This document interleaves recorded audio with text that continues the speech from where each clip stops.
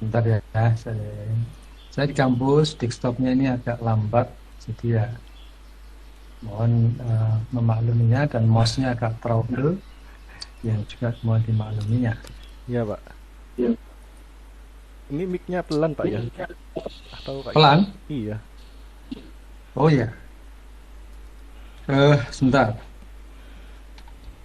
Tes 1 2 3, tes dicoba 1 2 3. Oh ya, Apakah sudah udah, terdengar nyari? udah Pak. Ya, baik, terima kasih. Oke, kemudian kita sudah sharing, dulu. Baik, tidak kelihatankah pemodelan simulasi Monte Carlo? Kita ke Monte Carlo dulu Kelihatan Pak. sebelum ke random walk. Baik, Pak Basuki kemarin akhirnya membahas apa? Pak Basuki Implementasi Monte Carlo. kemarin Pak Basuki kosong Pak. Oh, gini. Itu minta pengganti juga. Oh, sakit atau gimana? Katanya ada kesibukan, kurang tahu juga Pak. Oke, baik. Baik, sampai nanti ini hari kita sudah sama, ini kan sekalian mengganti ya. Kita sudah sama materinya dengan yang dibahas oleh Pak Basuki ya. Oke, kita ke simulasi Monte Carlo. Modelan simulasi Monte Carlo. Monte Carlo ada suatu metode di mana yang saya pahami di mana kalau parameter inputnya itu unpredictable atau parameter yang tidak bisa diprediksi, maka membutuhkan proses sistem itu untuk mencapai output atau meraih outputnya dengan menggunakan salah satunya dengan metode Monte Carlo, yaitu generate dari inputnya pada proses sistem nanti generate-nya berbasis random. Nah, kalau dibutuhkan adalah suatu biasanya random number ya, random number generating membangkitkan bilangan random karena kecenderungan kita ini komputasi kita kan numerical base ya, numeric base, jadi berdasarkan sesuatu yang bersifat numerik ya, numerical base, hingga peranan random number sangat penting di Monte Carlo tadi. Nah, seperti yang saya katakan tadi bahwa kalau kita pakai konsep tentang sistem, pemodelan sistem, kemudian baru disimulasikan bahwa berarti di dalam sistem itu prosesnya ada input, kemudian ada juga outputnya gitu ya. Ini ada kumpulan dari inputnya, kemudian itu adalah outputnya. Misalkan yang diharapkan dua output, yaitu Y1 dan Y2, dan pemrosesannya pada modelnya, pemodelan matematik dari sistem itu. Jadi saya bisa katakan fungsi ya, fungsi modelingnya, karena pasti model sistemnya itu dalam bentuk model matematik ya di sini. Sudah kita misalkan dengan fx, sehingga kalau ada x berapapun di situ dan sifatnya ternyata adalah random, nah, sehingga dengan ini mouse-nya kurang sip, maka ya pelan-pelan bersifat random x1 x2 x3, maka nanti hasil Y1-nya pun ya kan berdasarkan x1 x2 x3 ya, maka unpredictable juga, tidak bisa kita prediksi ya. Oh, kalau outputnya nanti kalau inputnya x1 nanti run 1 ya, random 1, oh nanti prediksinya Y1 itu adalah begini begitu, nggak bisa begitu. Nah, kayak gitu. Padahal modelnya model deterministik ya. Modelnya itu model deterministik, itu model yang bisa ditentukan ya, fx-nya itu ditentukan gitu ya.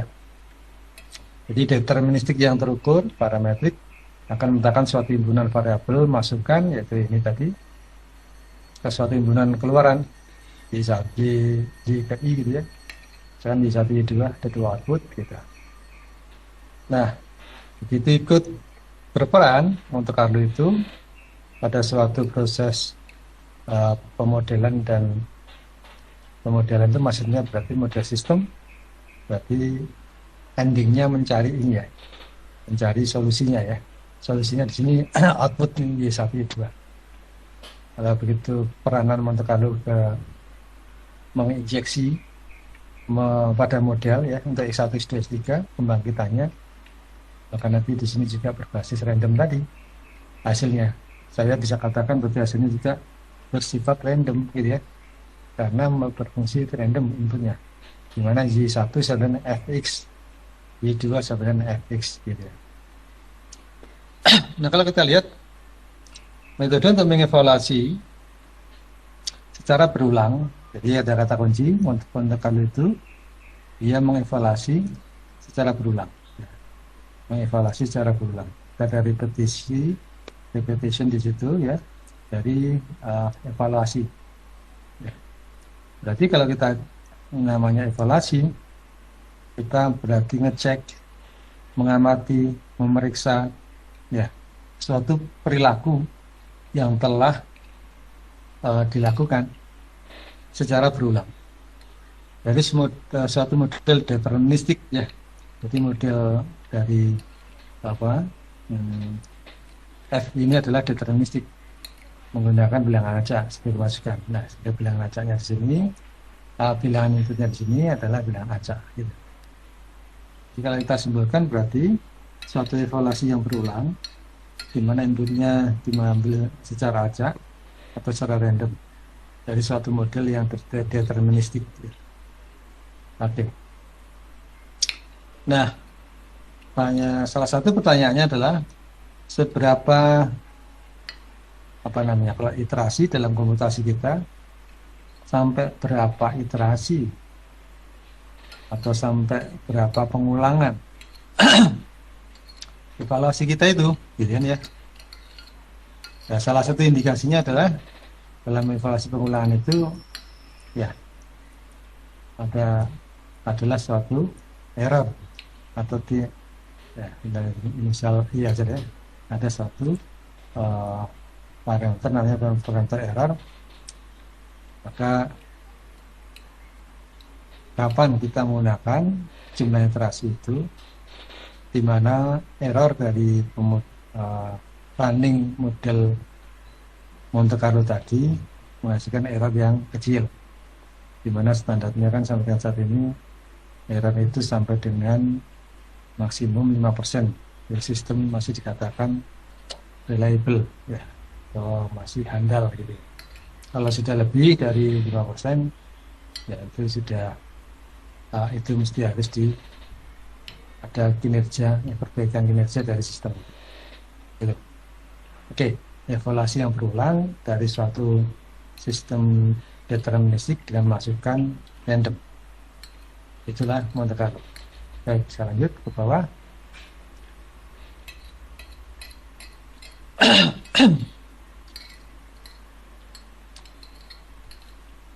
Monte Carlo sering digunakan bila model adalah kompleksnya, sehingga dikatakan bahwa kalau modelnya kompleks itu butuh parameter-parameter yang digunakan diinjeksi atau diberi masukan terhadap parameter tadi secara random, kompleks dan non-linear.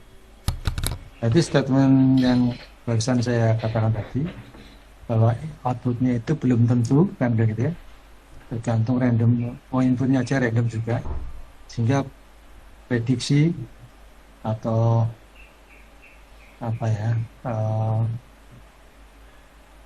kemungkinan hasil tebakan kita terhadap hasil itu ya praktis tidak valid ya, atau kemungkinan salah itu besar. Kenapa? Random number untuk inputnya, walaupun model fx-nya adalah model yang deterministik. Nah, hal itu kan identik sama non-linear. Non-linear itu kan begitu, inputnya berapa, outputnya dari sistem nanti tidak mesti harus sama dengan karakter dari inputnya kan gitu. Tapi kalau linear, inputnya berapa, misalnya inputnya berupa data konstan, maka nanti outputnya bisa kita tebak linear berbanding lurus dengan input, karakter input. Ya, walaupun besaran nilai datanya lebih besar atau lebih kecil dari data input, itu linear. Ya, sinergi. Kalau tadi datanya data konstan di input, maka nanti datanya juga hasil target dari proses sistemnya tadi juga konstan. Kalau datanya data sinusoida, misalnya sinus kosinus tangen dan derivatifnya itu, maka output dari sistemnya, luaran dari sistemnya, karena dia sistem linear juga sinusoida. Nah, suatu mobil pada suatu tollway, ya, misalnya highway, ya, misalnya. Nah, itu maka data yang kita pakai pengamatan tadi adalah data sampel dan data populasi. Nah, kemudian data percepatan mau kita prediksi berdasarkan Monte Carlo. Nah, prediksinya berarti juga setiap detik itu random. Ya. Kalau misalkan kita menggunakan rumus percepatan tadi, yaitu delta V per delta T, ya, delta V per delta T, perubahan kecepatan terhadap waktu. Nah, maka inputnya kan berarti kecepatan sih, delta V. Taruhlah V sekarang minus V sebelumnya, gitu kan, per delta T, yaitu T sekarang minus T sebelumnya.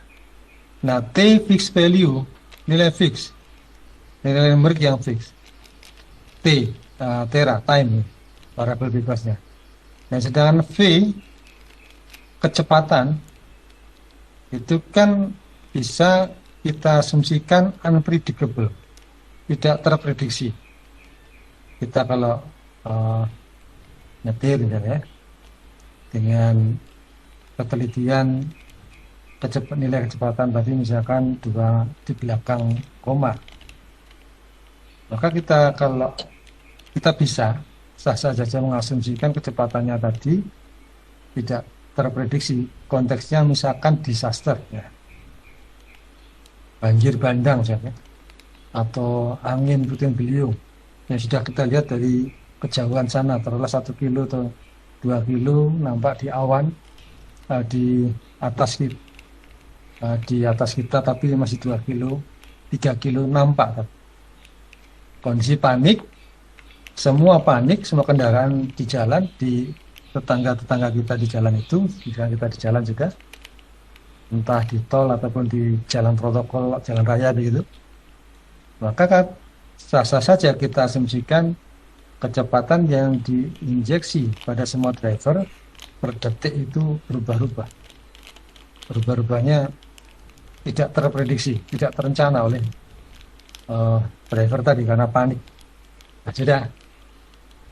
Jika V-nya random, ya, maka memunculkan perubahan kecepatan terhadap waktu, yaitu sampaikan percepatan, pun akan menjadi acak atau random. Begitu. Contoh saja begitu. Itu termasuk sampling, ya. Walaupun ngambil kita itu 1 juta, 2 juta data dengan satuan second atau detik, itu bukan populasi, tapi itu adalah sampel, perwakilan dari suatu populasi fenomena tertentu. Yaitu tadi adalah kejadian fenomena di jalan raya dalam kondisi disaster atau bencana. Contohnya tadi puting beliung yang tampak di sekian kilometer sebelum menghampiri kita. Contohnya begitu. Baik.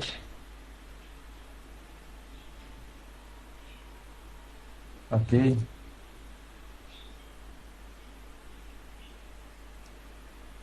Nah, simulasi metode Monte Carlo itu bisa kita lihat juga sebagai suatu fenomena perlambatan ketidaktentuan, ketidakpastian, ketidakpastian uncertainty propagation, perambatan yang tidak pasti, tidak tertentu.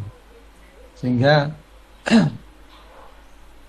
dalam konteks kita seperti tadi ya, objek yang kita asumsikan, yang kita asumsikan sebagai objek yaitu sebuah kendaraan, banyak kendaraan di suatu jalan raya, kemudian dia harus bergerak atau secara objek dia harus merambat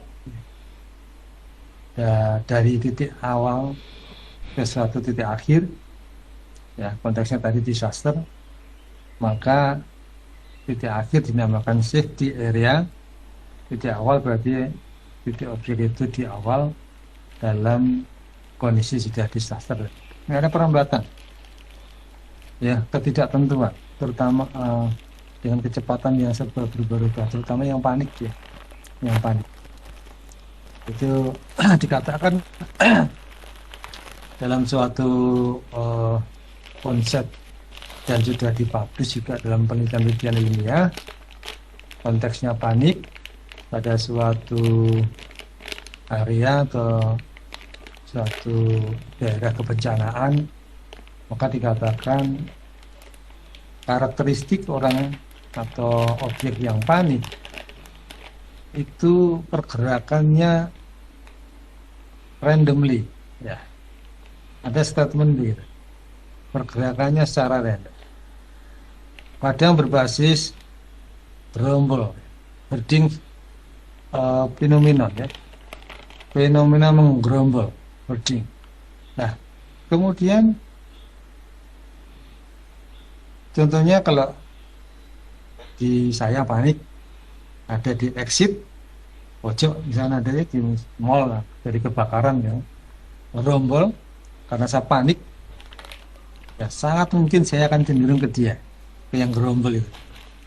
Padahal yang gerombol itu ternyata juga kumpulan orang panik yang ternyata bukan exit, oh ternyata toilet misalnya, pintunya toilet, masuk ke toilet. Tambah satu lagi komunitas yang gerombol, herding fenomena menggerombol tadi ya, itu tadi dengan karakter panik, perambatan yang tidak menentu. Cari-cari lagi ya, exit, pintu keluar untuk menyelamatkan diri dari disaster yang namanya kebakaran tadi di suatu indoor building misalkan gitu ya, plaza atau pasar, gedung kantoran dan sebagainya. Itu perambatan ketidaktentuan itu bisa dimodelkan dengan Monte Carlo ya.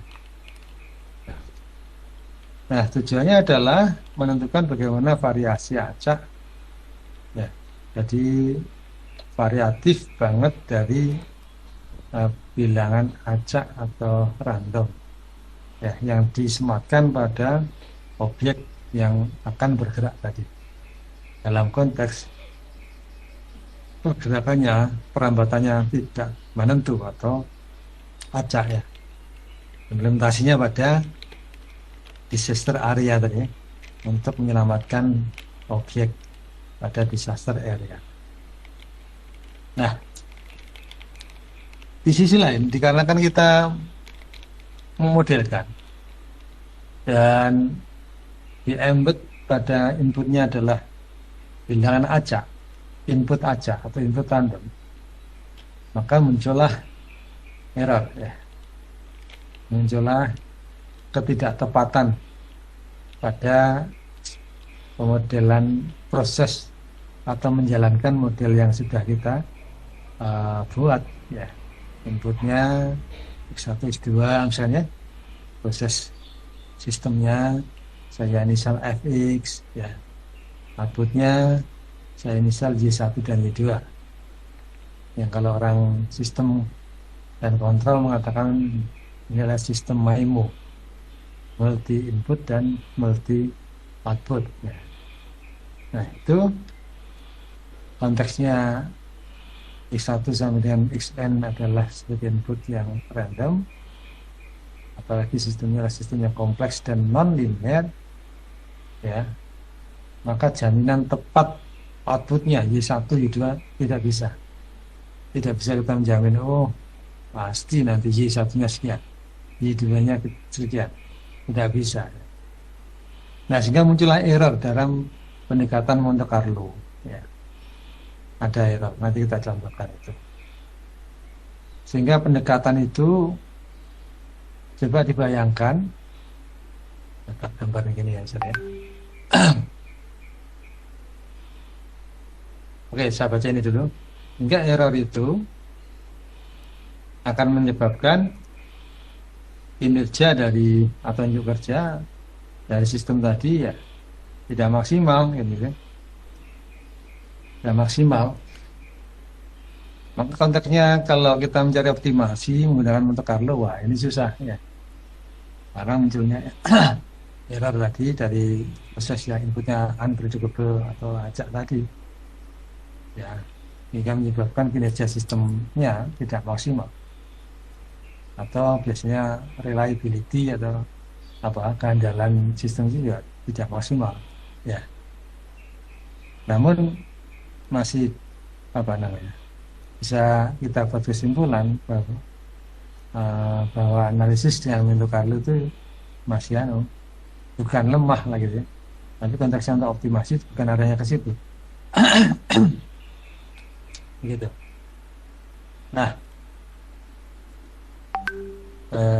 tadi saya mencatatkan, oke, ya. Misalnya ini ya, di sistem koordinat kartesius XY sumbunya, ya, saya punya suatu pergerakan simpel saja seperti ini, ya. Lebih saya ya, misalkan, nah ini misalnya, ya, pergerakannya adalah fx, ya. Nah, maka pertanyaannya adalah suatu pengamatan dari 0,0, ya, masih saya biarkan. Suatu titik tertentu saya akan amati pergerakan dia.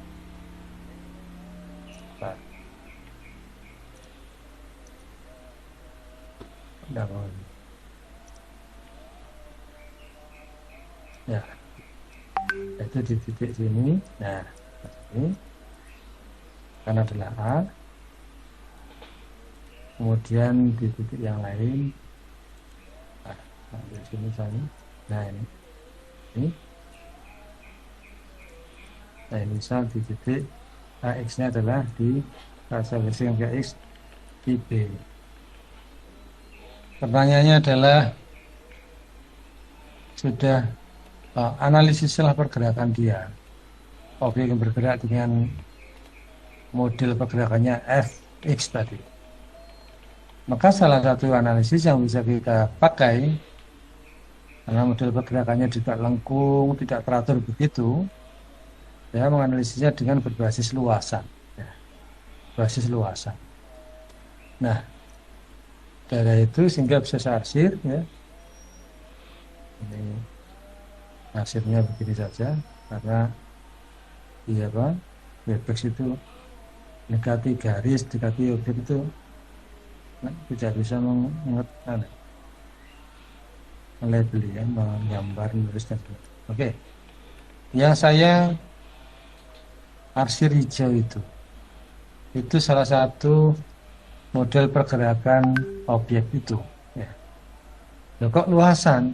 Mestinya kan kurva, ya, mestinya kurva. Namun karena kurvanya juga melengkung dan tidak bisa kita nyatakan secara linear, ya, lurus, maka kita bisa menyatakan analisisnya berbasis luasan daerah kurva itu, ya, terhadap acuannya sumbu horizontal X. Nah, sehingga kan saya bisa memproyeksikan batas kiri kanannya, yaitu A dan B, gitu ya. Nah, batas atas bawah, kalau dia dipandang sebagai satu luasan, batas bawahnya X, ya, kemudian batas atasnya Fx, fungsi itu sendiri. Ya, Sehingga kalau dari sini ada satu pertanyaan, ya, konfirmasi, analisislah objek pergerakan berdasarkan luas. Ya, saya singkat L. Nah, berarti saya mencari analisis perhitungan luas, menghitung luas kan itu. Nah, disinilah yang muncul nanti kalau hitung luas itu errornya. Maksudnya apa? Luas adalah panjang kali lebar. Saya misalkan dengan panjang kali lebar, ya. Nah, batasan taruhlah yang tegak itu adalah panjang, ya, atau lebar. Yang tegak lebar berarti sisi tegak biru BA dan BX sama dengan B itu adalah lebarnya, dan lebarnya tidak sama sebelah kiri sama sebelah kanan. Yang ada titik potongnya A dengan yang ada titik potongnya B tidak sama, sehingga panjang kali lebar, yaitu lebarnya, tidak bisa kita nyatakan bahwa lebarnya sama kiri sama kanan. Yang luasannya itu bisa dinyatakan dengan panjang kali lebar. Saya gambar hijau, ini adalah kumpulan titik-titik di bawah kurva yang bisa kita generate dengan menggunakan Monte Carlo. Ya. Jadi kita generate X, Y, Y. XI-nya ada di area A sampai B. Y-nya ada di antara area, ya, A sampai A aksen. Kalau asumsinya sekian, ya, yang saya garis potong putus-putus merah muda itu, maka dipasangkan di mana XI dan YI diambil secara random, dua-duanya, ya XI ya YI, begitu. Nah, nanti kalau di bawah dari Y sama dengan Fx atau fungsi lengkung ini, maka counternya nambah 1. Isi YI yang ke 1 masuk di dalam kurva atau pada line kurva, counternya nambah 1. Kalau di luar line kurva kayak misalkan yang diarsir biru itu, counternya nggak nambah karena di luar, gitu ya. Oke. Nah,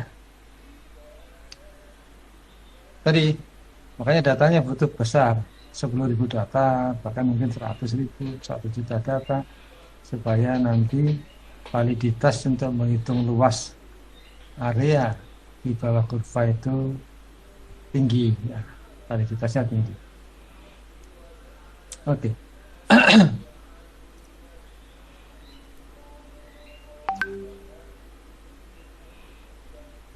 Mas Rian di screenshot sekitar 3 image ya. Oh ya Pak. 3 image. Oke, bisa lupa. Nanti Tak kirain buat itu Pak, kalau yang pengganti saja. ya nanti kan habis ini pengganti langsung kan. Iya. Satu kali kan kita belum absen. Nanti bukti ini untuk membuat absen. Iya Pak. Oke. Nah, ini adalah kayak contoh yang di atas tadi, cuman tadi belum digambarkan ilustrasi gambarnya, karakter dari inputnya dan karakter dari outputnya dari suatu pemodelan sistem deterministik, yaitu diinisial dengan Fx secara ilustrasi, ya. Nah, misalkan saya punya 3 input pada model di Fx ini, ya. Nah, kalau saya inisial, saya tulis dulu.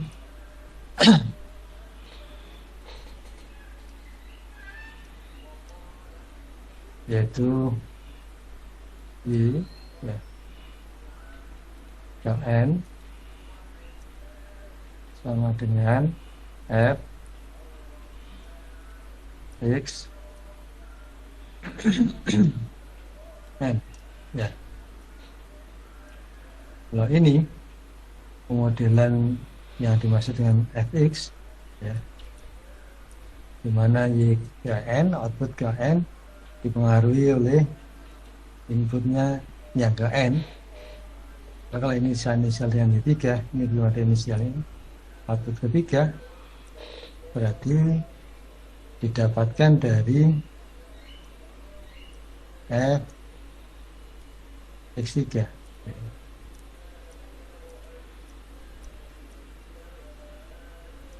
Nah, X3-nya kan ini ya. Nah, sehingga rektanguler bisa kita katakan rektanguler input kemudian di input pada suatu proses sistem yaitu Fx3 ya, menghasilkan inputnya adalah Y3 berbentuk sinusida seperti. Artinya apa? Sangat mungkin ya, karena kan yang pertama, aduh hilang saya gambar, saya nggak gambar ulang lagi, langsung saja berikutnya. Jadi salah satunya adalah karena kan ya dia X ke I nya ya, itu atau X ke N itu random untuk baru ya, untuk baru random ya. Kemudian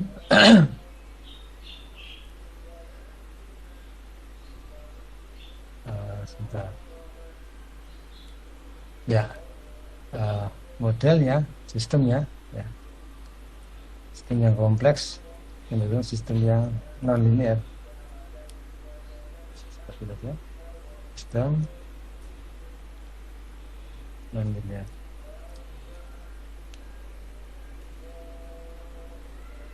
ya ya. Jadi inputnya random ditujukan pada sistem yang non linear ya, apalagi sistem non linear itu inputnya random, maka sangat mungkin outputnya rectangle akan menjadi sinusida seperti ini dengan tadi yang pemodelannya adalah secara notasi N sama dengan F X N ya. Ya, oke. Baik, ini ilustrasinya betapa pakai Monte Carlo itu outputnya juga tidak terprediksi ya. Maka error itu merupakan suatu hal yang biasa pada Monte Carlo. Baik, kita lanjut ke bawah.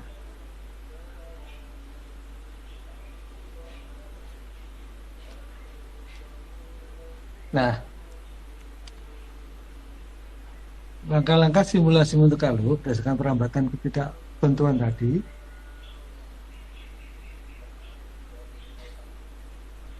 itu bisa digambarkan secara sederhana 5 langkah ini ya, algoritmanya. Yang pertama, buatlah model parametrik yaitu Y sama dengan Fx tadi ya, dengan untuk matematiknya, notasinya maksud saya ya, Y sama dengan Fx1, X2 sampai Xq. Berarti ada inputnya adalah Q input ya.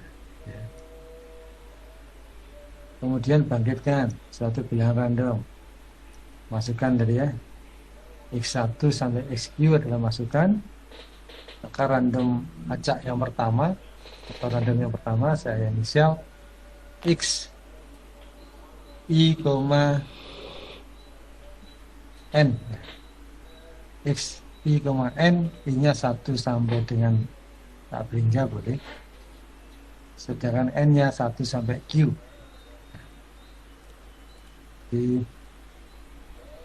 Atau ini disingkat dengan ya, ini kan Q nya kan di sini ya. Oke, ini bisa kita nyatakan nih X I, N ya, I nya 1 sampai Panjang ya. Nah, sedangkan M-nya satu lagi.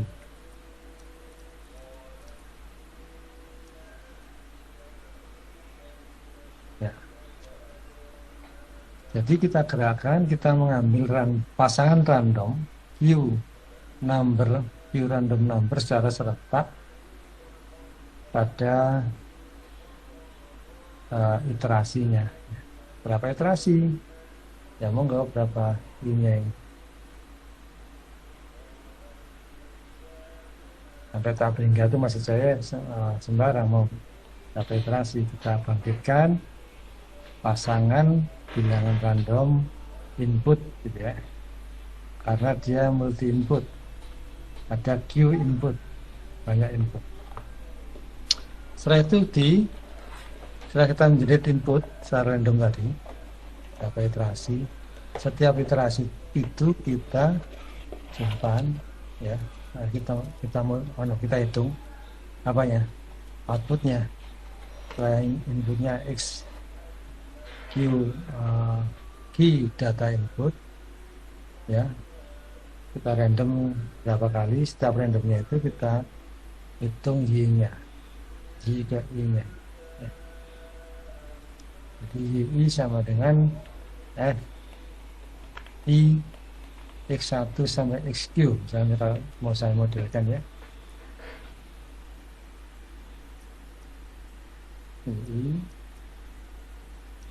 sama dengan ya, F I yang kurung X 1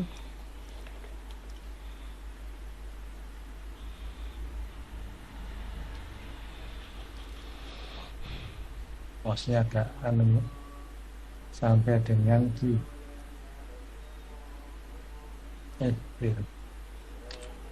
X Q ya. Nah itu ya, ini adalah iterasinya, jumlah iterasinya, yaitu pasangan X di generate random, hitung Y-nya, pasangan X di generate random, hitung Y-nya, terus sampai jumlah yang kita kendakin. Nah, langkah itu diulang terus dari langkah 2 sampai 3 sampai jumlah yang kita kendakin pasangan untuk kalinya tadi. Nah, analisis hasilnya menggunakan histogram, statistik, selang kepercayaan, monggo ya. Dan histogram, statistik itu maksudnya misalkan dengan menggunakan nilai probabilitas dari hasil gitu, atau interval kepercayaan ya, selang kepercayaan monggo. Hasil analisis dari pembangkitan bilangan random X ya, sekali membangkitkan key data. Baik, dengar adzan ya di situ. Iya, Mas, Pak. Azan, Pak. saya hentikan dulu ya sebentar ya. Iya, Pak.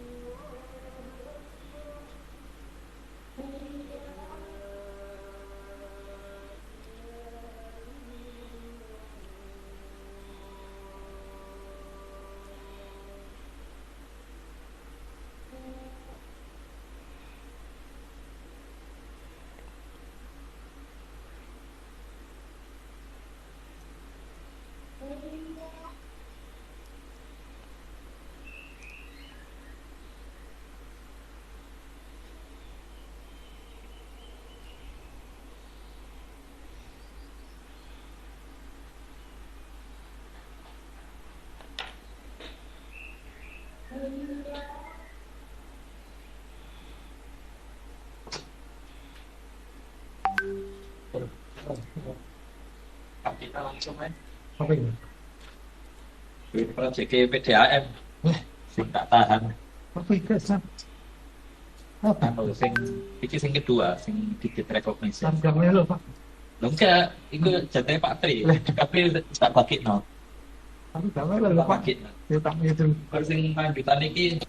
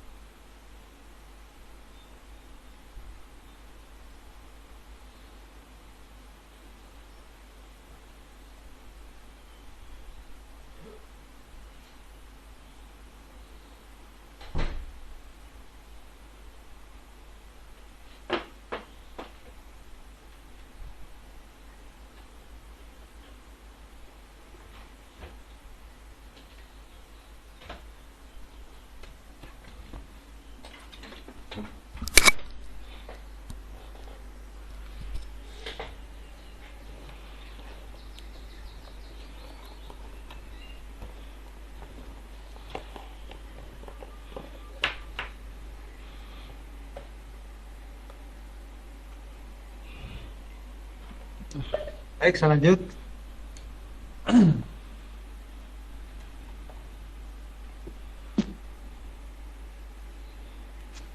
Kita lanjut aja ya, nanti baru salat asar ya, Mas Bian dan Iya, Pak. Mas Tim ya. Jadi mungkin jam berapa, jam 4 lah ya, jam 3 sekarang.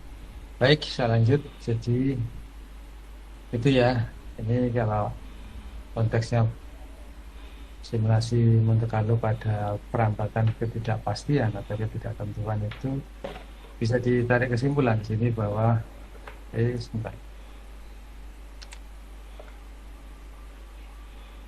Suatu sistem itu kan punya input, proses, output, kan itu kan. Kalau inputnya kita inisial dengan X ke Y gitu ya, maka outputnya adalah Y ke I ya. Kalau semuanya I-nya itu lebih dari satu, berarti MIMO sistem multi input multi output. Nah kemudian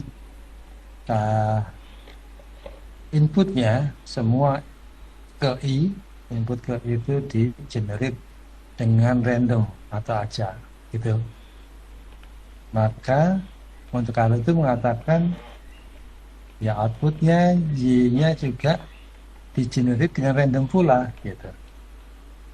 Di generate dengan random pula. Nah, sehingga kalau dipasangkan ya input, output dalam format sistem koordinat kartesius ya, X, Y ya, X, Y, Y, input ke I, output ke I, itu terlihat bahwa random, random gitu, random, random. Nanti permasalahannya adalah topik kita apa, topik riset atau yang dibahas ini apa, yang menggunakan inputnya dan outputnya itu proses Monte Carlo. Misal ya, nah ini di sini mungkin Bapak sudah nyatakan belum di Monte Carlo tentang luasan. Biasanya dicontohkan luasan. Itu, Pak. Dicontohkannya antrian Antrian ya. sama optimasi, terus luasan juga. Ya. 3. Ini saya luasan, optimasi sama yaitu antrian. Ya. Di sini saya contohkan luasan juga. Yang pertama luasan apapun ya fungsi. Saya contohkan nanti luasan sinusoida ya, asin yang negatif. Yang kedua luasan lingkaran.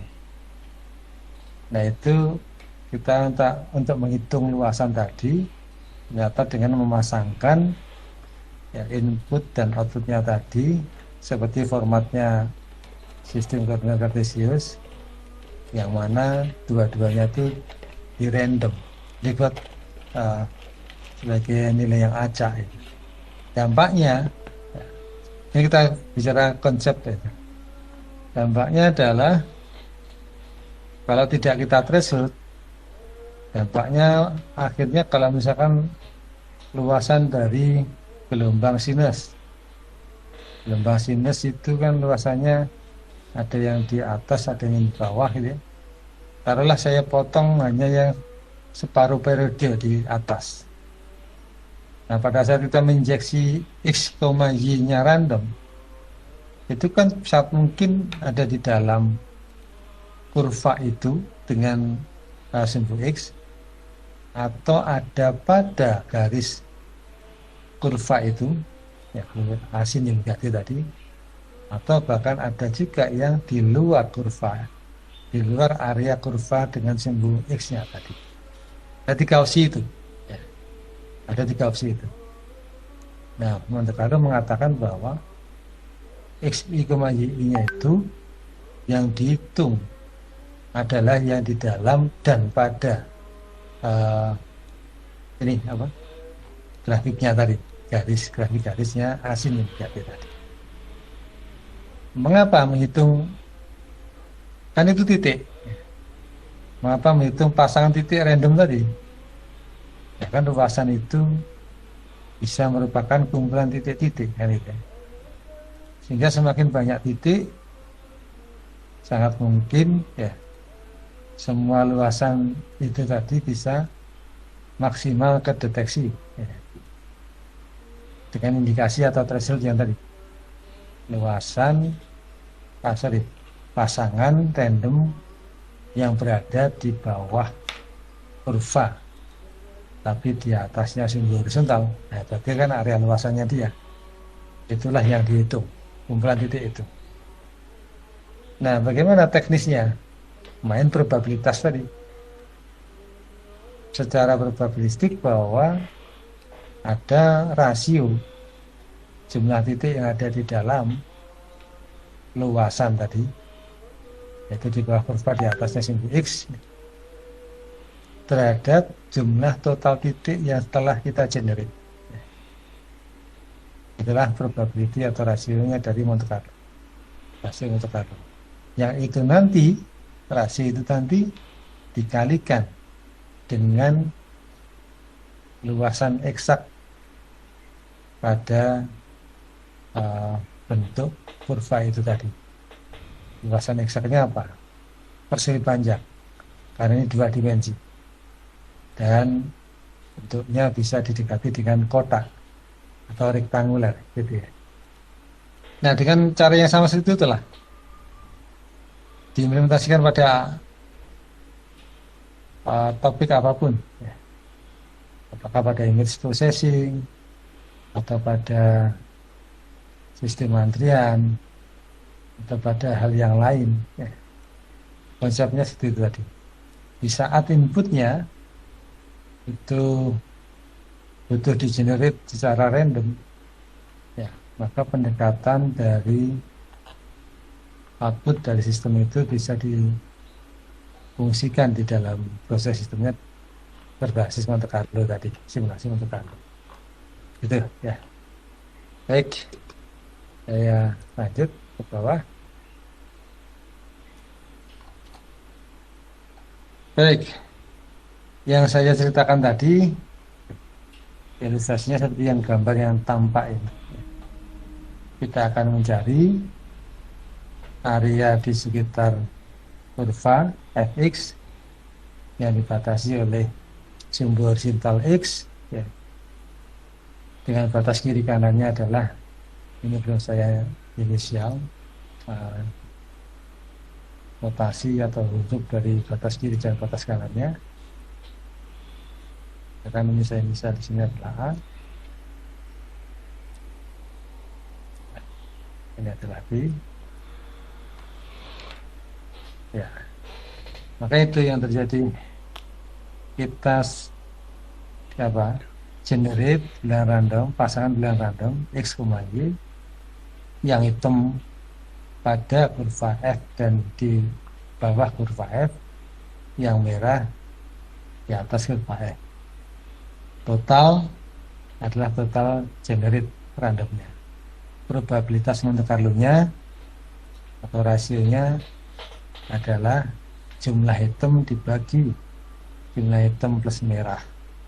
Saya biasa diinisial dengan P Monte Carlo. Gitu. Oke. Good.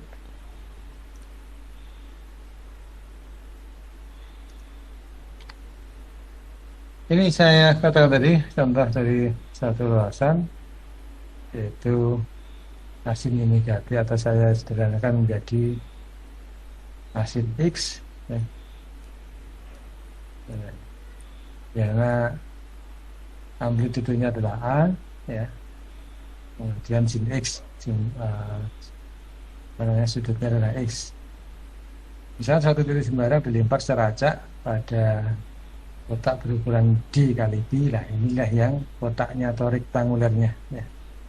Atau jadi seperti titik sudutnya, maka probabilitas PA adalah ini PA-nya, itu jumlah titik di dalam kurva Fx tadi, ya. Kemudian per jumlah titik total yang dilempar atau jumlah iterasinya. Sehingga luasan daerah di bawah kurva, yaitu probabilitas yang kita dapatkan dari Monte Carlo tadi, yang ini, ya, kalikan dengan luas kotaknya tadi, dengan luas kotaknya. Nah, coba dilihat di sini logikanya.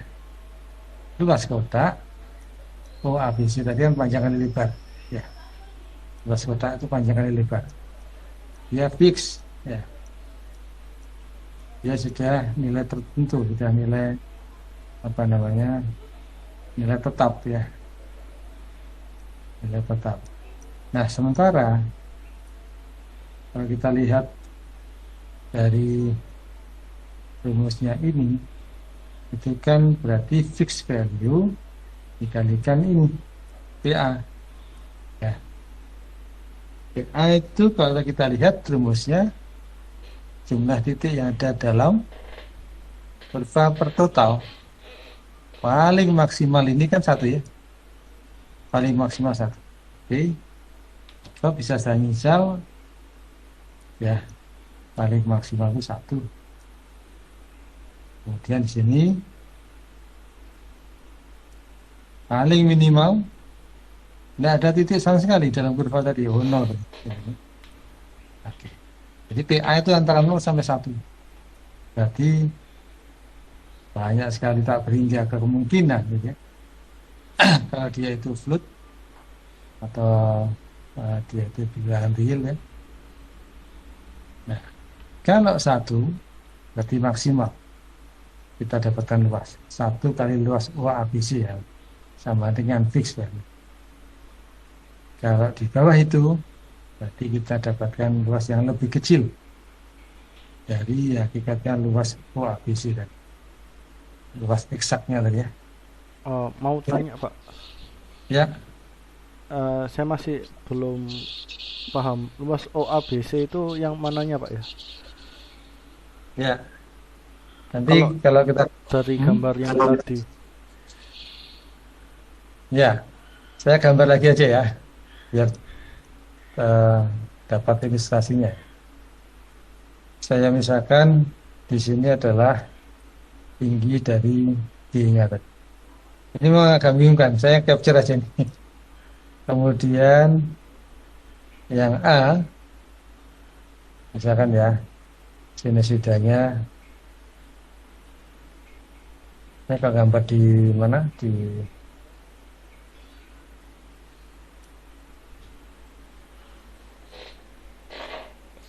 Gambar di Webex itu Susah. negatif titik atau B sudah ada itu mau muncul pen itu sulit sekali. Gitu. Oke, misalkan ini, ya.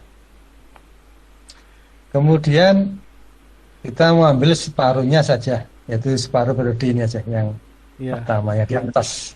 Maka ini X-nya di situ. Saya inisial tinggi, saya ambil D, tinggi, Tinggi. sembarang. Nah, tinggi mau sama dengan A boleh, mau lebih kecilnya boleh, gitu. Mau di atasnya A juga boleh. Ya, saya ambil di sini, ya, yang sudah saya tetapkan itu. Nah, kemudian berarti kan saya bisa bentuk kotak bantu. Misalkan saya ambil pas saja ya, anggap aja pas. Dimana D sama dengan A. Dan sini juga saya ambil kotak yang pas. Ya, dan ini sama ini. Nah, ini saya inisial dengan O, kemudian sini adalah A, kemudian ini adalah B, ini adalah C. Nah, sehingga saya punya kotak yang mana luasnya kan fix value. Wah, di sini fix yaitu panjang kali lebar. Nah, panjangnya berapa? A min 0, jadi A. Nah, lebarnya berapa? D min A atau D ya, D min 0, itu D kan? Begitu. Sehingga D kali A, kalau ini misalkan A sini, sama dengan panjang persegi ini. Atau A-nya tadi kalau ini separuh dari sinyal A sin X, berarti kan sini pi ya. Yang di titik ini. Nah, pi, dan sini, ya, ini itu 2 pi.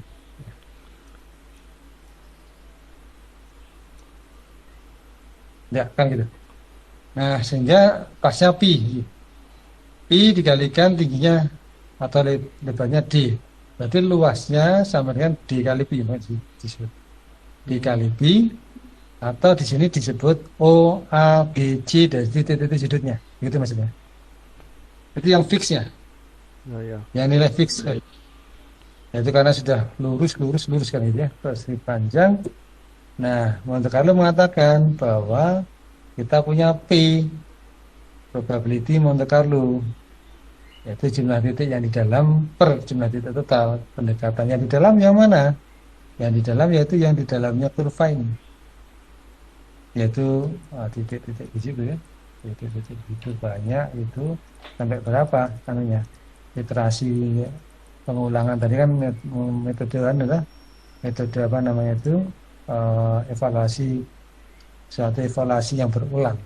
Nah, titik-titik di luar nggak dihitung sama terlalu itu, gitu. Ya kan, ya, gitu. Nah, PA itu muncul dari sini tadi. Perbandingan yang Ya, perbandingan atau rasio ya. Rasio itu hakikatnya kan probability ya, 0 sampai 1. Makanya tadi dikatakan ini masih ada. Oh ya. Sampai 1. Semakin kecil yang di luar lingkaran, walaupun ngambil 1 juta, di luar lingkarannya itu cuma 10 data, 1 juta data, 10 data. Nah kan berarti kan pengalinya kecil, errornya kan gede. Kita ngambil 1 juta dan masuk di sini misalkan 1 juta kurang 10, jadi yang di luar cuma 10 data saja. Berarti kan sangat maksimal mendekati fixed value, nilai fix, gitu ya.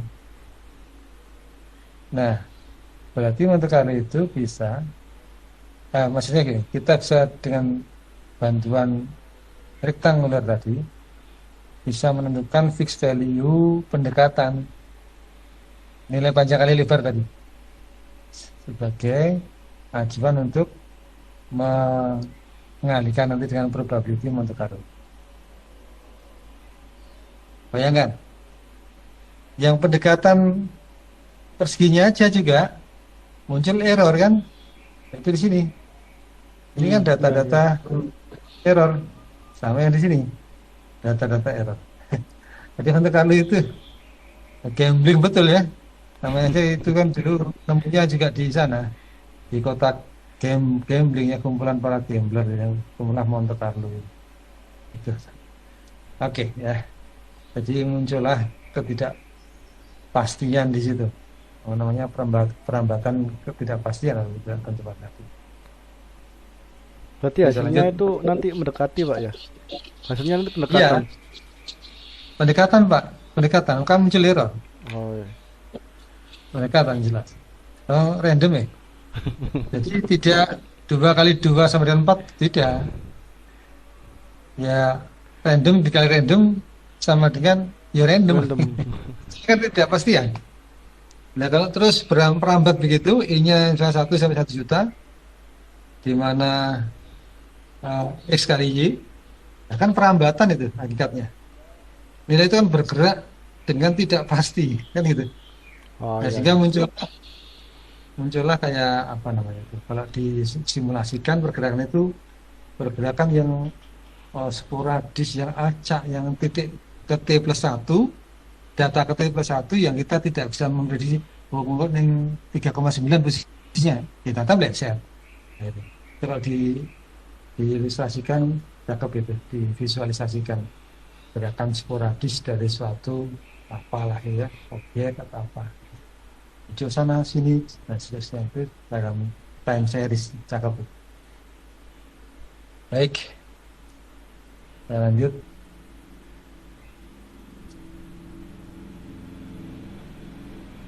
Nah ini yang menghitung luasnya tadi ya. Menghitung luasan yang ada di bawah kurva dan pada kurvanya dan di luar kurvanya. Jadi ambil 2 langsung aja ya, yaitu X dan Y-nya, kemudian baru dipasangkan secara koordinat kartesius ya. Jadi ambil langsung X dan Y. Nah ini batasannya tadi dikunci di sini. X-nya X-nya tidak boleh keluar dari 0 sampai pi, separuh periode tadi. Kemudian Y-nya tidak boleh keluar dari D dan di bawahnya 0, yaitu yang tingginya sudah kita kunci D tadi ya. Nah, D itu tadi kita asumsikan sama dengan A tadi ya, yaitu nilai maksimum dari sinusnya tadi. Oke. Kalau diambil lebih di atasnya, urgensinya apa? Di nilai maksimum ada di atasnya blank, artinya bukan daerah di bawah kurva, kan rugi kita ngambil di atasnya. Akhirnya ambil di situ saja, paling mentok yaitu amplitudenya tadi I sama dengan D. Kalau mau diambil di bawahnya, ya boleh juga. Tapi juga urgensinya apa? Ada muncul nilai yang tidak tercover pada D tadi. Nah, akhirnya tidak eksplisit dinyatakan apa namanya, ada baiknya atau rekomendasinya tidak. Tapi di sini contoh ini itu diambil sama dengan amplitude itu, sama dengan D atau tingginya. Baik, kemudian dicek hasil random tadi X, Y. Ya, apakah di bawah kurva, pada kurva, atau bahkan di luar kurva.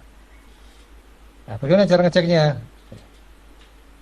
Itu kan berarti dicek terhadap Y dan X yang telah di generate random tadi. Yaitu pada nilai Y-nya, nilai fungsinya. Y itu kan nilai fungsi, atau F itu kan nilai fungsi. Pada X ke Y muncul Y kan tadi telah juga saya modelkan tadi. Nah, di mana fungsi deterministiknya kan F. Maka Fxy itu adalah hasil perhitungan F gitu ya. Fxy hasil perhitungan F pada random X ke Y gitu ya. Dicari, dihitung sendiri, dicek jika dengan ini random dari Y. Jika dia lebih besar dari hasil perhitungan dengan fungsi kurva tadi, maknanya adalah Y random ini berada pada di luar kurva tadi, ya, di luar. Ini yang tidak kita hitung karena di luar, tidak menentukan daerah luasan yang konon itu di bawah kurva, ya di atasnya atau di luarnya lah. Nah kalau sebaliknya, hitungan fungsi deterministik tadi, yaitu fungsi kurva tadi terhadap random x ke y, itu kemudian dibandingkan dengan hasil random yang kita generate. Jika hasil random yang kita generate itu lebih kecil, kita sama dengan f, artinya titik tadi kalau lebih kecil sama dengan titik tadi pada kurva. Kalau lebih kecil dari f, titik tadi di dalam kurva. Maka baik pada maupun di dalam ini di counter, dihitung. Ya.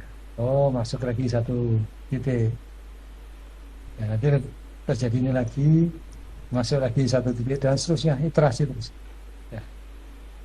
Sehingga jumlah titik yang dilempar dan masuk ke dalam atau di bawah kurva atau pada kurva juga, itu titik-titik yang kita hitung sebagai pembilang dari probabilitas Monte Carlo-nya.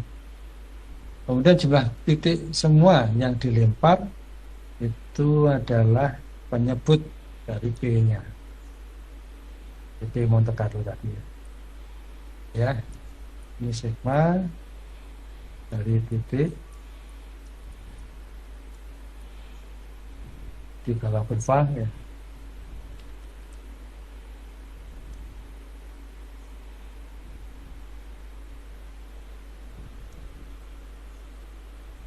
Ya, itu aja ya. Per sigma apa?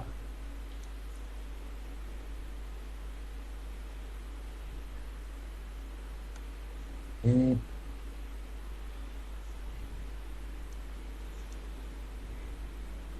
terbalik aja ya, semua titik. Baik, akan bisa dilakukan. I-nya 10.000, 1 juta dan seterusnya, gitu ya. Baik, saya lanjut.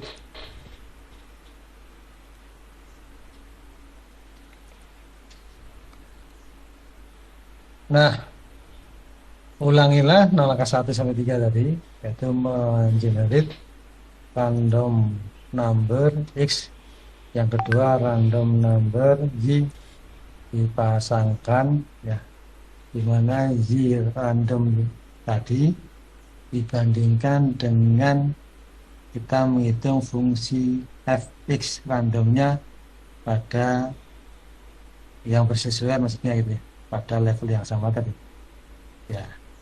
Jadi apakah lebih besar sama atau lebih kecil dari fxi, gitu ya. Kalau lebih kecil maka masuk di sini, ya, atau pada kurva. Kalau dia lebih besar tidak masuk, gitu.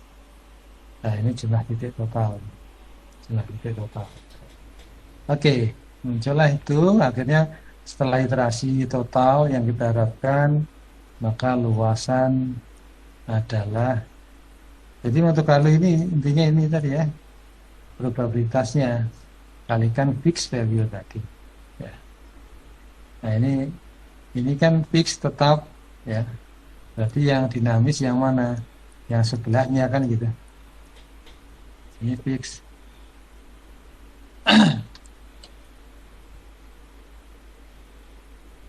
Maka ini dinamis, gitu ya. Kenapa dinamis? Karena random tadi. Guys, mouse-nya kurang sip, ya. Begitu.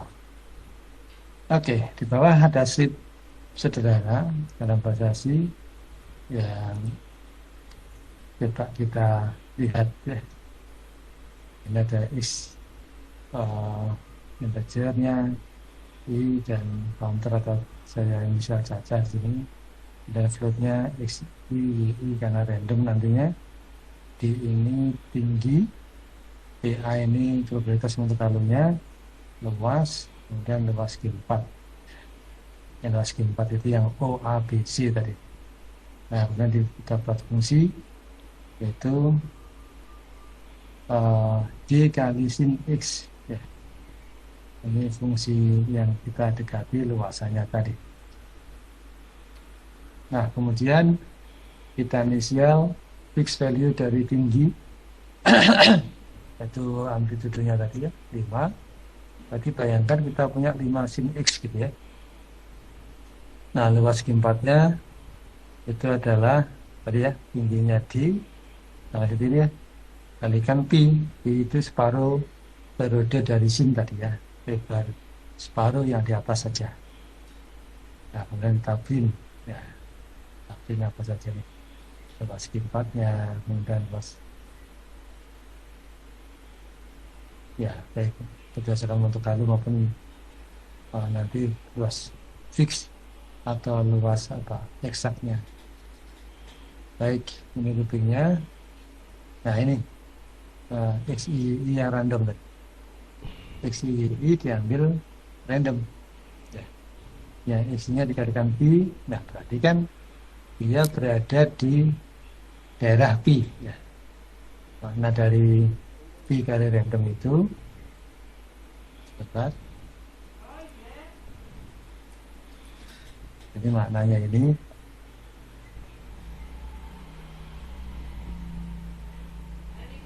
berarti kan maksimum Pi, minimum 0, berarti sudah benar.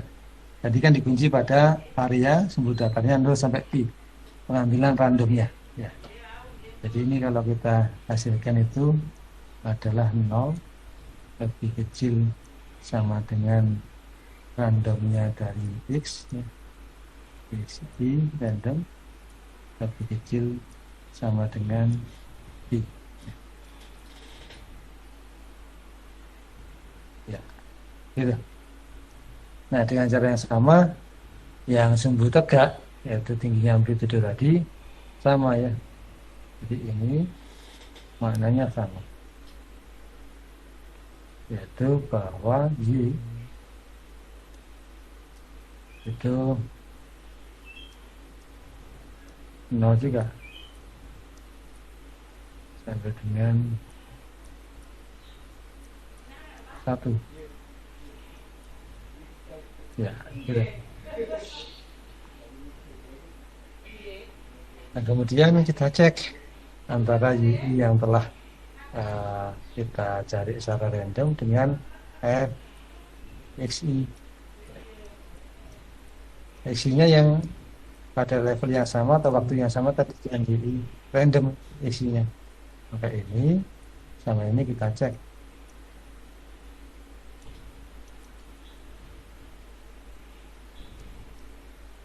Nah, ya.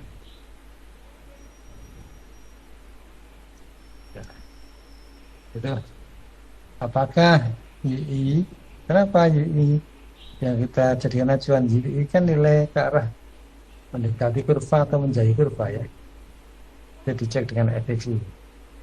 Jika lebih kecil YI dengan FXI, maka hitunglah counter satu lagi, cacah plus sama dengan 1 itu kan counter tambah satu lagi nanti kalau ini terjadi lagi gitu ya. Setiap iterasi artinya berarti dimasukkan di bawah kurva, posisinya YI di bawah kurva. Yang menghitung akumulasi jumlah titik sama dengan jumlah luasan tadi ya, titik-titik di bawah kurva.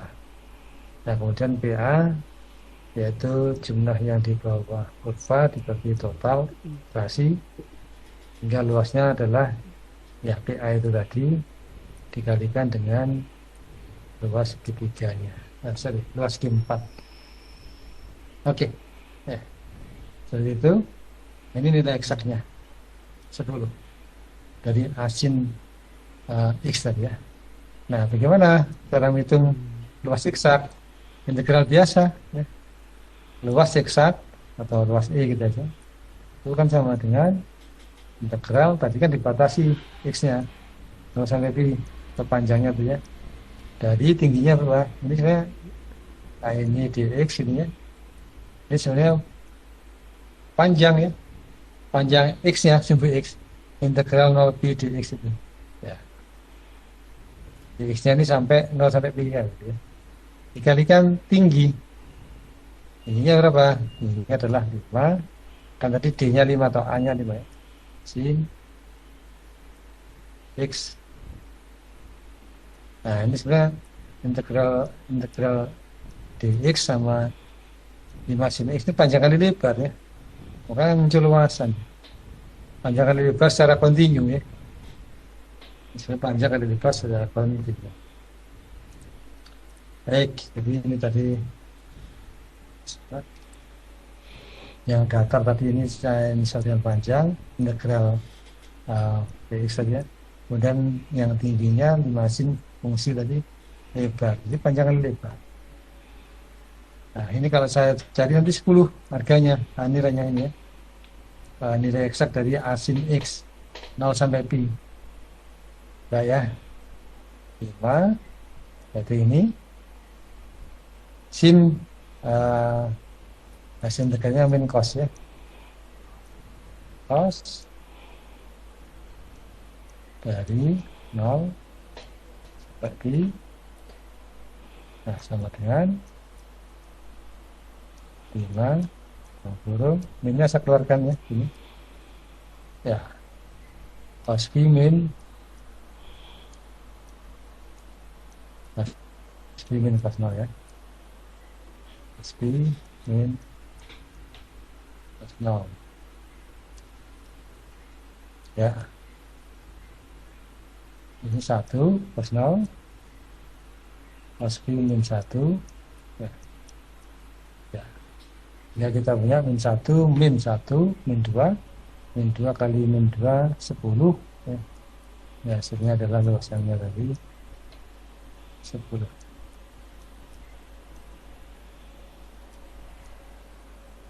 Ya, luasannya 10 ya.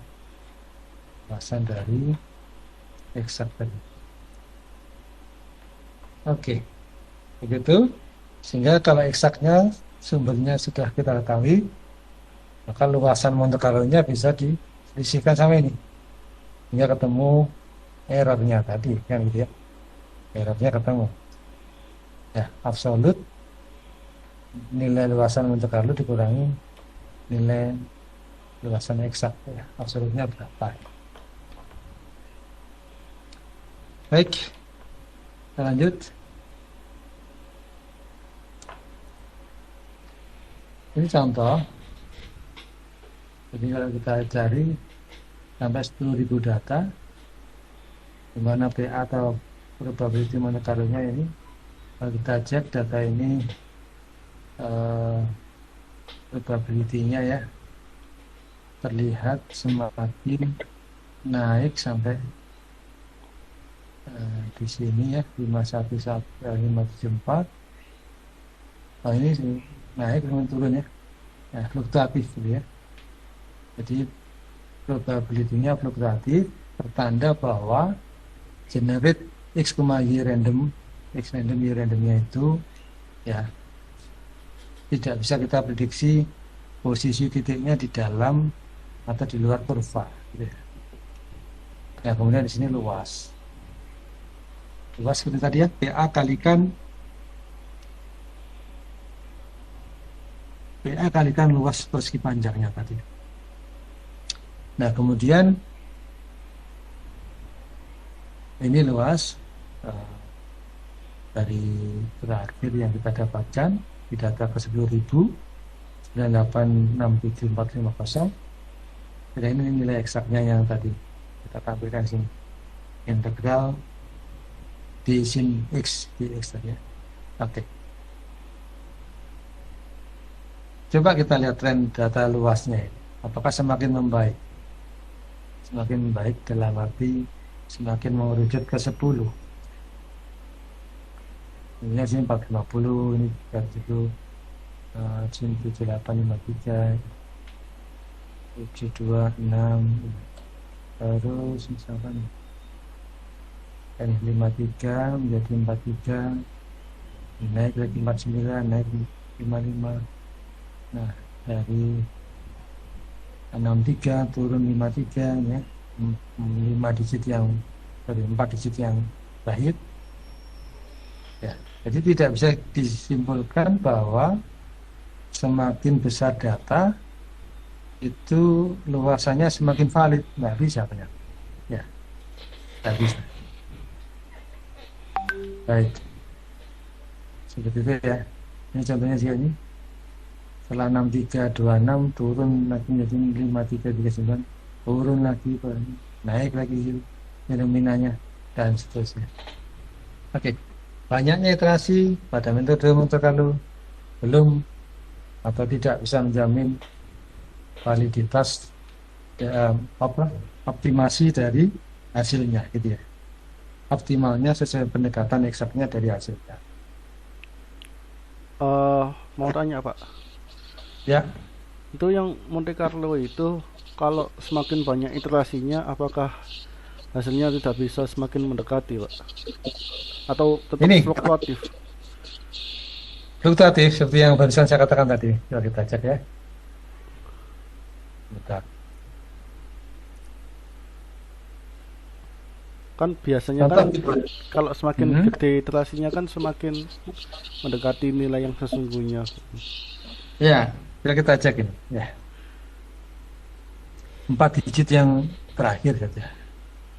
Saya sudah punya trennya dari sini 36, 42, 48 ya, kursor saya. Iya. 54, 6 kan semakin besar tuh, 71, 77, Z turun ya. Nah, saya kasih ini. Dari 77 ke 67, turun 10. Oh, Naik lagi sih. Ini luas ya. Ini luasan. Dari 67 naik 73, naik 6 poin lagi. Habis itu turun lagi 10 poin. Habis itu turun lagi 10 poin lagi.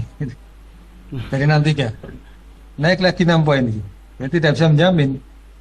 Seperti yang dari awal tadi ya kita katakan. Tidak bisa menjamin hasilnya. Turun lagi 49, turun 10 poin. Naik lagi 6 poin. Naik lagi 6 poin. Dari 55 menjadi 61. Terus kemudian ini 6 berapa ini? 67.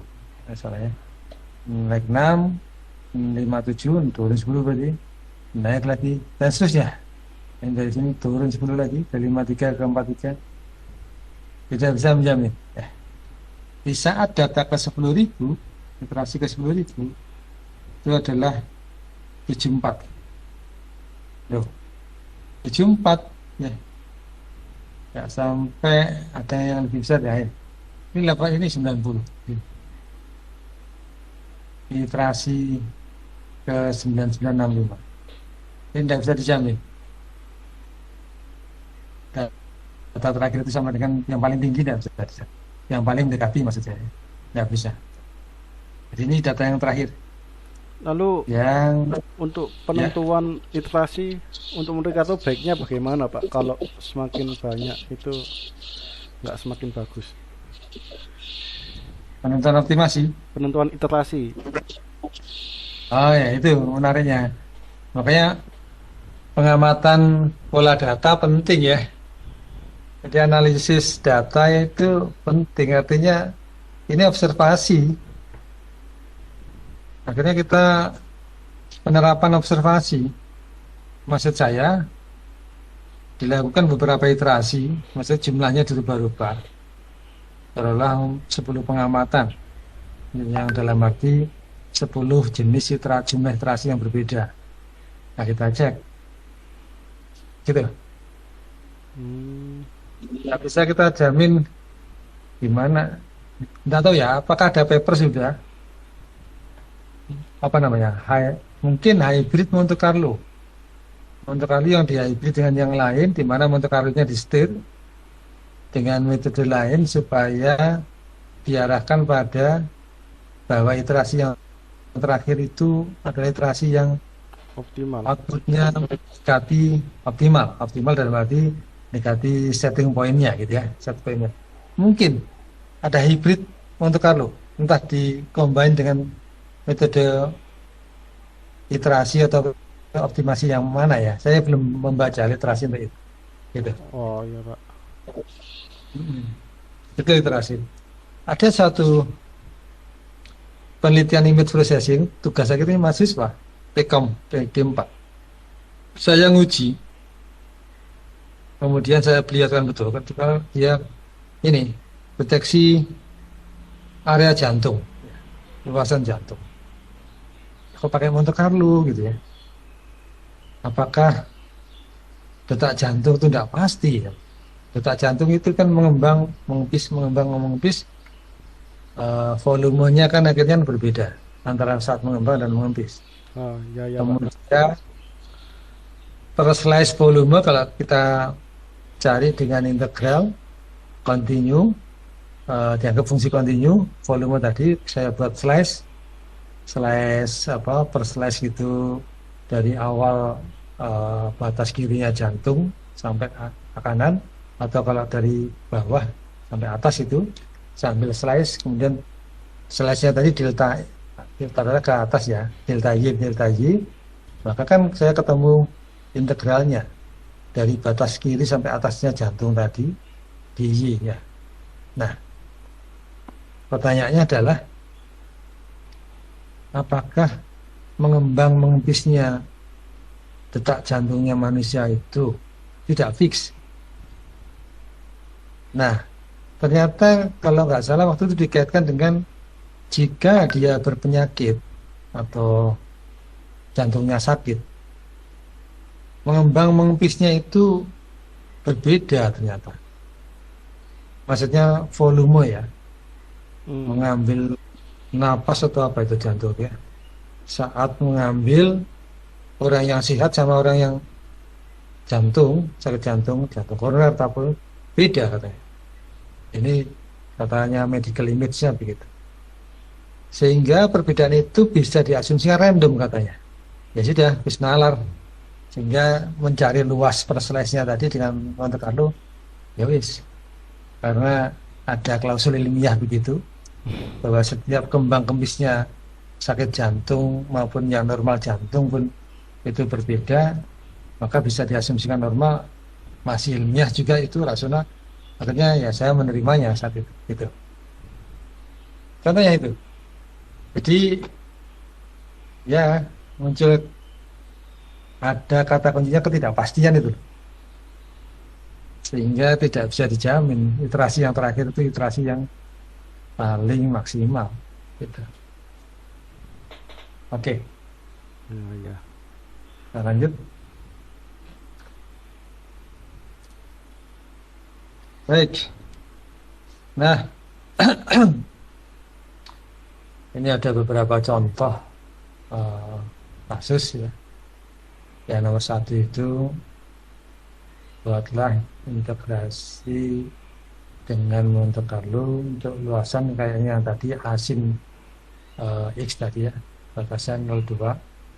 Yang kedua, bandingkan dengan hasil eksak, ini masih ya kira satu soal 0,12 itu berarti. Nah, yang nomor 3 itu soal yang beda. Buktikan bahwa mencari pi yang 3,14 itu dengan Monte Carlo. Itu XP. XP atau Hah? 4 XP atau kali P, Pak? Oh, Yang P. 4 kali P probabilitas Monte Carlo ini. Oh, itu kali P Pak ini ya? sorry. P itu rasio Monte Carlo. Oh iya. Kali rasionya Monte Carlo. Nah, dicoba ini pertemuan keempat ya tadi ya. Pertemuan kelima sudah ya kita lunas ya utang saya, Mas. Belum, Pak. Belum, masih satu kali lagi saya. Iya. Oh alah. Ini keempat. Ya, Ini keempat. Ukurannya kurang satu. nanti Ini kita kan minggu kelima. Nah, ini rasio Monte Carlo. Yang tadi lah. Ya. Jumlah titik di dalam dan pada kurva per jumlah titik semuanya yang iterasi. Nah, buktikan pi sama dengan pi biasanya ini juga sama dengan 4 kali probabilitas Monte Carlo atau zat M gitu ya, M-nya mendekati. Ini silahkan dibuktikan. Nah, ini bisa dibuktikan dari lingkaran.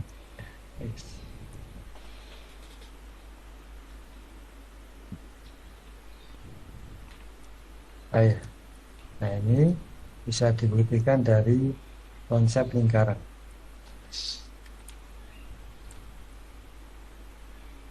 Nanti kita cek dia nih ya. Saya punya Excel-nya, kita cek lagi. Lingkaran. Bahwa luas lingkaran buktikan pi r kuadrat itu sama dengan luas lingkaran. Kita tulis gitu. Nah, gitu. Nanti kita buktikan dari ini. Oke, satu lagi. Jadilah satu publish paper yang membahas sesuatu dengan menggunakan Monte Carlo. Saya coba dicarikan satu publish paper yang metodenya dia dengan Monte Carlo. Objeknya pada tesis kalian masing-masing aja. Ada nggak? Yang menarik itu Alfian, sentimen analisis. Ini harus sesuai dengan topik tesis, Pak, yang Monte Carlo ini. Coba yang lebih paling dekat dengan topik tesis supaya kita tahu kegunaan lalu pada masing-masing topik sampai semua itu. Ya, satu aja yang ringan, yang tidak boleh yang tebal, paper publish papernya. Maksud saya yang tebal, yang ringan, abot itu kan di IEEE ya. Banyak saya yakin topik engineering ya di IEEE. Namun komputasi matematiknya, persamaan matematiknya kan kadang itu kan tingkat tinggi tuh di situ. Ya rada middle itu di Elsevier ya, Elsevier. Ya rada middle persamaannya. Oke ya. Baik, kita ke Excel-nya coba ya, membuktikan ini. Nanti kemudian sampai tulis kembali lebih sempurna, silakan pembuktiannya ya. Kita lanjut.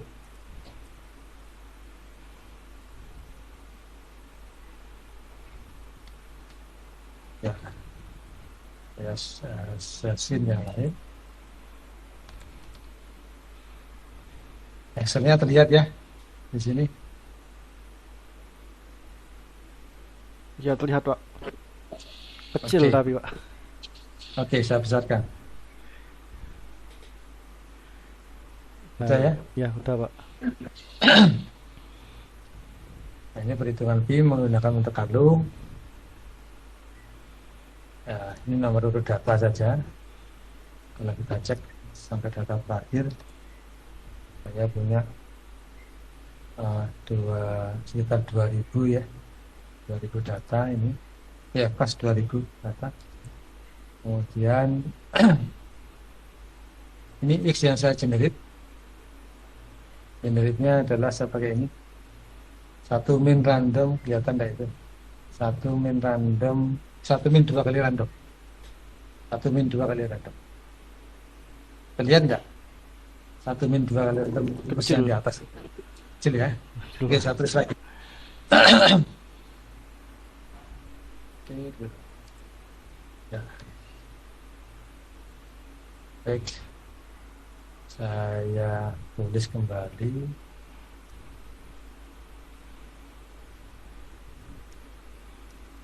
Jadi yang ini itu rumusnya adalah 1 min 2 kali random.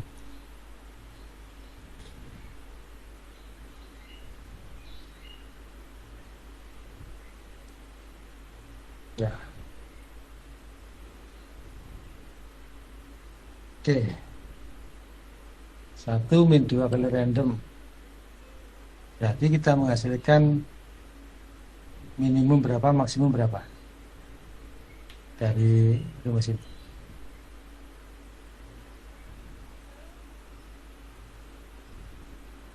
Minimum berapa, Mas? Iya. Minimumnya berarti -1. min 1 ya. minus Maksimumnya 1. adalah Maksimumnya min juga 1. itu kan random itu kan 0 sampai 1 Pak ya. Dikalikan 2. Iya, betul. Dikalikan 2 berarti sampai 2. Maksimumnya, 1 juga. minimumnya tadi min 1. Iya. Maksimum Maksimumnya, juga 1. Iya nggak Pak? maksimumnya 1. Iya, maksimumnya 1, minimumnya minus 1. 1. Nah, ini seperti ini. Di sini kan ini min 1. Iya. 1 Oh iya benar. dan Minus 1 sampai 1. 1. Sehingga kita harus memakai rumus ini. Ini namanya pseudo yang kemarin kita bahas itu. Jadi randomnya sudah enggak random asli, tapi random semu. Karena kita kali dengan rumus 1 min 2 kali random. Yani pseudo random semu. Itu random semu. Oke. Berarti saya pada kolom ini, kolom B atau saya inisial dengan X, kolom X itu punya nilai min 1 sampai 1 ya, min 1 sampai 1.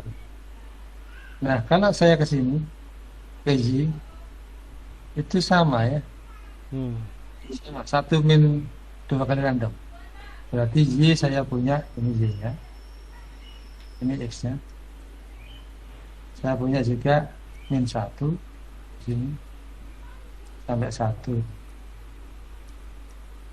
ya. Udah. Berarti saya punya batas kiri kanan atas bawah masing-masing jaraknya dari 0,0 adalah 1. Nah kalau saya buat persamaan lingkaran dengan titik potong keempat titik tersebut dengan pusat koordinatnya 0,0, sudah jelas berarti kita punya suatu lingkaran dengan pusat koordinatnya 0,0 dan jari-jarinya sama dengan 1 ya, jari-jarinya sama 1, R nya sama dengan 1 gitu ya.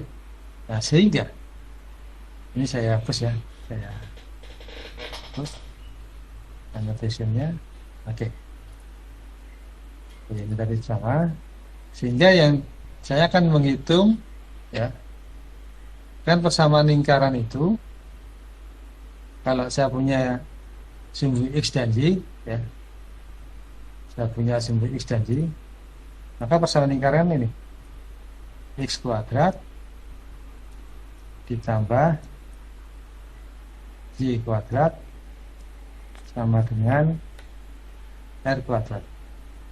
Nah, kita pakai ini.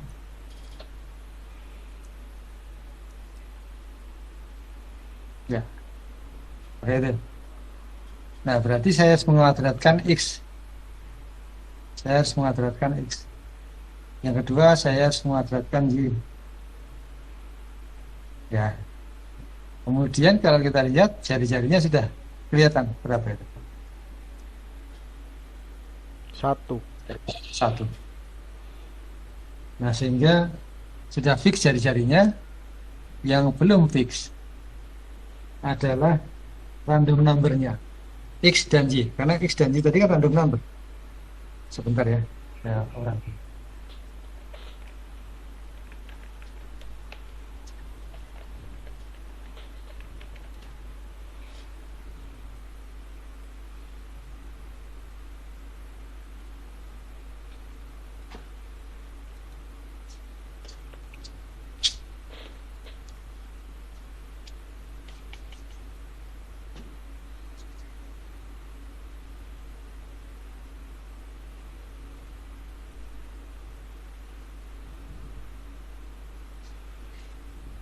ya, X dan Y nya masih random, masih fluktuatif.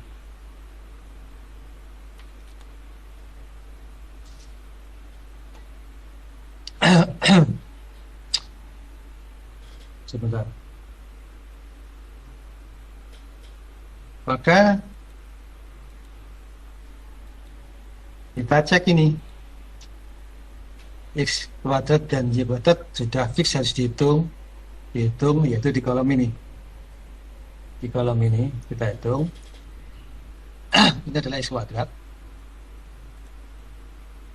Kemudian di kolom ini kita hitung yaitu Y kuadrat. Ya. Nah, di sini cekernya, pengeceknya. Yaitu apa?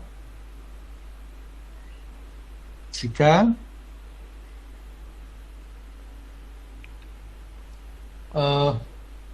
X kuadrat plus Y kuadrat itu lebih kecil dari, nah, Oh, mau tanya Pak, itu X kuadrat nilainya dapat dari mana Pak ya? X kuadrat sama dari Y. X, Sama Y kuadrat. X-nya random, Iya, Y-nya random. iya, Nah, X kuadrat itu dapat dari sini. dikuadratkan atau Ya, dikuadratkan. tapi hasilnya Y kok kuadrat, sama? hah? Hasilnya kok sama Pak? Yang mana contohnya? Ya yang Oh, baris pertama kan katanya kuadrat. Yang X sama X kuadrat. oh, di sini. Oh ya, ini belum. Ya, langsung dicek di sini.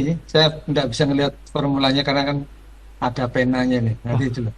Iya. Ya, ini nih, saya tidak di sini. Langsung dicek di situ. Sorry. Oh iya Pak. Ya, ini keliru. Jadi di sini langsung F dan L-nya.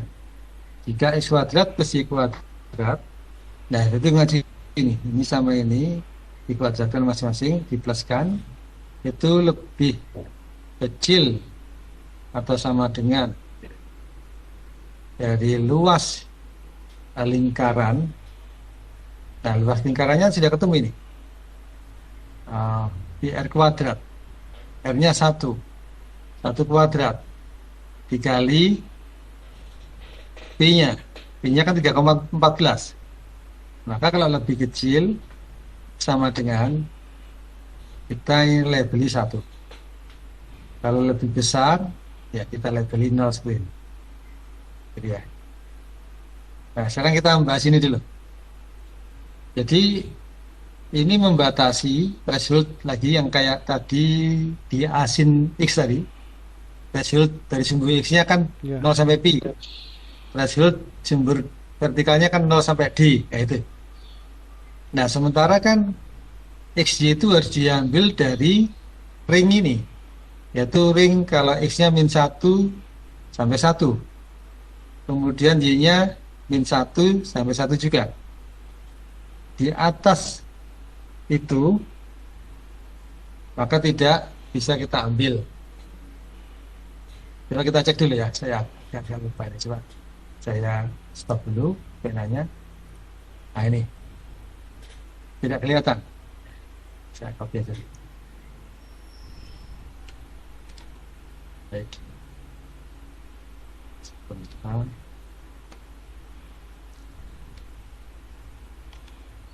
Ya,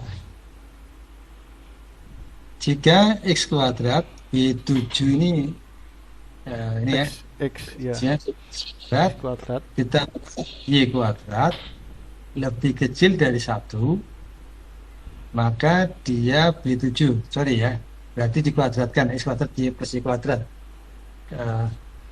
B7 kuadrat dan B7 kuadrat dikuadratkan lebih kecil dari 1, berarti kan di dalam lingkaran. Maka kita inisial B7. B7 ya bilangan itu sendiri. Oh, ya ya ya. B7 ini tadi ya. Nah, ini.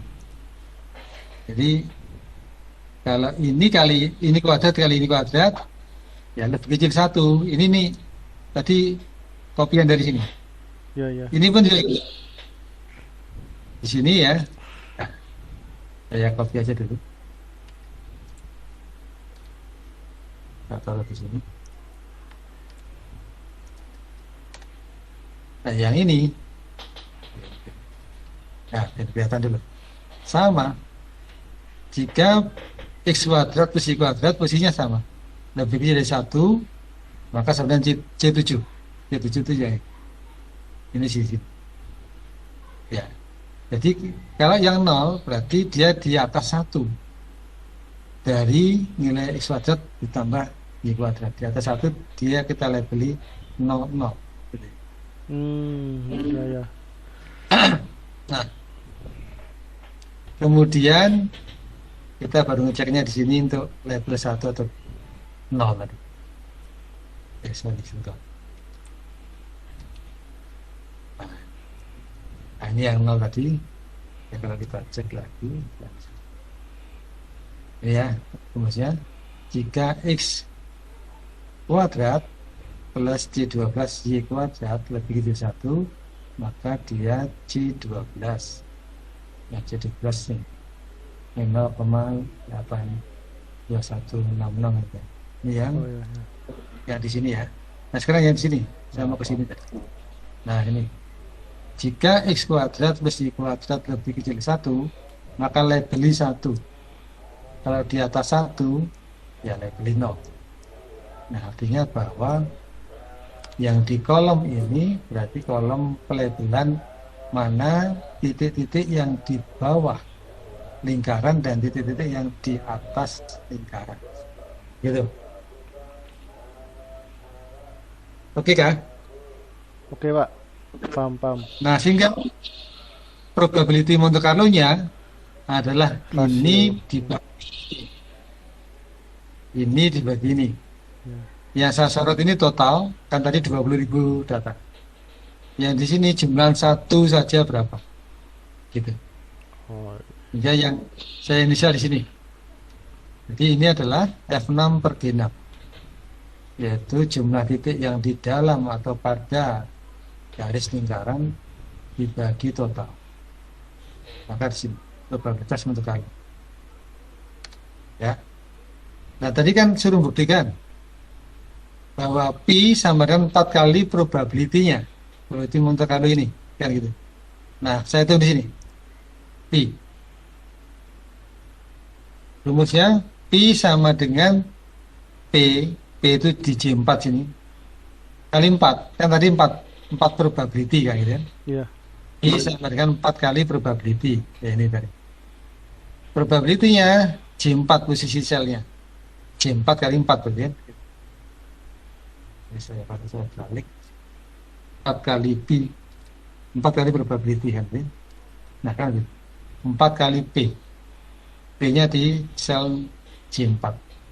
Sehingga kalau 3,142 ya. Saya random walk ya. Jadi setiap saya ke sel rasionalkan sel kosong manapun kan dia akan bergerak terus. Coba diperhatikan lingkaran. Ya, Pak. Lingkaran ini setelah harga pi-nya ya. Nah, bergerak. Nah, bergerak. Tapi bergeraknya pi ya sekitar 3,14 bergeraknya pi ini. Dan bergeraknya lingkaran ya sekitar lingkaran situ. Kita melabeli yang di dalam lingkaran, titik-titik yang di dalam lingkaran. Hingga yang putih-putih berarti tidak ada titik di situ ya. Putih-putih di dalam lingkaran itu ya. Nah, bergerak terus. Ini namanya random walk juga. Sebenarnya semi random walk, yaitu random yang bekerja setiap T. Setiap saya running, maka ada pergerakan ya. Runningnya juga kan memakai random terus, berganti-ganti random, updating random. Gitu ya. Nah, sekarang buktikan secara analytical. Pembuktian manual. Kok bisa pi sama dengan 4 kali rasio Monte Carlo gitu. Memang hasilnya benar ini ya, 3,14, 15 dan sebagainya. Oke kah? Gitu ya. Oke, saya kira 4 lebih 3 menit. Saya kira sudah clear ya. Pembuktian pi sama dengan 4P. Sekarang buktikan secara manual. Tidak di komputasi tapi di teoret dengan analitik, pembuktian analitik namanya. Baik, kita kesini lagi. Baik, saya kira itu Dari saya, tolong ini 4 contoh, 4 case dicoba. Ya, cuman 2 berarti ya. Nomor 1, 2 kan jadi 1. Nomor 3 ini 1 soal, ini 2 soal. Ini nyari papernya. Kita cek nanti pertemuan berikutnya. Nanti ganti jamnya saya akan confirm ke Mas Rian ya, gitu ya. Oh iya Pak. Ganti jam yang keempat, minggu keempat, minggu Minggu kelima ya. kelima. Ya. Baik, gitu dulu Mas Rian. Ini Mas Kevin ya, Kevin ya. Kevin ya Pak. Artian nggak masuk ya. Baik, itu dulu. Jadi screenshotnya nanti tolong 3 image file. Ya Pak. Dan ini nanti saya kirim sampean Mas Rian, silakan di broadcast. Terima Siap Pak. kasih, salam sehat selalu. Iya, makasih Pak. Sehat. Jadi, Assalamualaikum warahmatullahi wabarakatuh. Waalaikumsalam warahmatullahi wabarakatuh. Makasih Pak. Sama-sama.